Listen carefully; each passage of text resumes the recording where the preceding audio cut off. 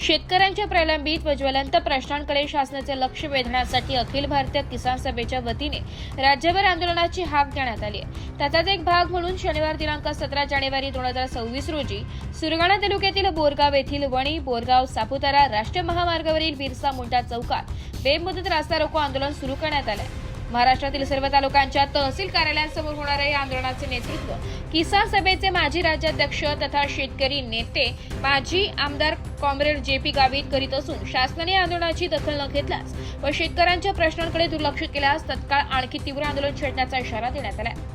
या आंदोलनात शेतकऱ्यांच्या विविध मागण्या मांडण्यात आल्या असून पश्चिम वाहिनी नद्यांच्या उपनद्यांवर JP सिमेंट काँक्रीटसारखे आदर्श बंधारे बांधून स्थानिक शेतकरी तसेच खानदेश व मराठवाड्यातील शेतकरी उद्योगधंदे व औद्योगिक वसाहतींना पाणी उपलब्ध करून द्यावे, अपूर्ण व गाळाने भरलेले त्वरित पूर्ण करावे अशी मागणी करण्यात आली आहे। तसेच वनाधिकार कायदा 2006 अंतर्गत आदिवासींच्या ताब्यात असलेली 10 एकर हक्काची जमीन तात्काळ लाभधारकांना द्यावी, स्वतंत्र सातबारा तयार करून पती पत्नीचे नाव कब्जेदार सदरी नोंदवावे, इतर हक्क सदरी वणीबाग अथवा महाराष्ट्र शासनाचे नावे असावेत अशी मागणी करण्यात आली आहे।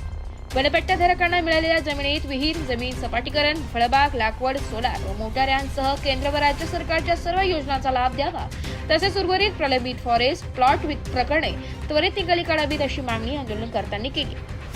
यासह शेतकऱ्यांच्या सर्व पिकांना हमीभाव द्यावा, 2 हेक्टर पर्यंतचा भात पिकासाठी आदिवासी विकास विभाग जसा 40,000 रुपयांचा बोनस देतो त्याचप्रमाणे वनपट्ट्याधारकांनाही बोनस द्यावा, पेसा क्षेत्रातील सर्व खात्यांमधील नोकर भरती त्वरित पूर्ण करावीत, शासकीय आश्रमशाळा व वसतिगृहातील कर्मचारी भरती करावी, जिल्हा परिषद शिक्षक भरती पूर्ण करून ग्रामीण भागातील विद्यार्थ्यांचे शैक्षणिक नुकसान थांबवावे, तसेच शेतकऱ्यांना 24 तास वीज पुरवठा करण्यात यावा या प्रमुख मागण्या मान्य होईपर्यंत हे आंदोलन सुरूच राहणार असल्याचं यावेळी सांगण्यात आलं। दरम्यान कोणताही अनुचित प्रकार घडू नये यासाठी पोलीस निरीक्षक विनोद पाटील यांच्या मार्गदर्शनाखाली उपनिरीक्षक मनोज कुमार, उपनिरीक्षक खाडे व पोलीस कर्मचारी यांनी चोख बंदोबस्त ठेवला।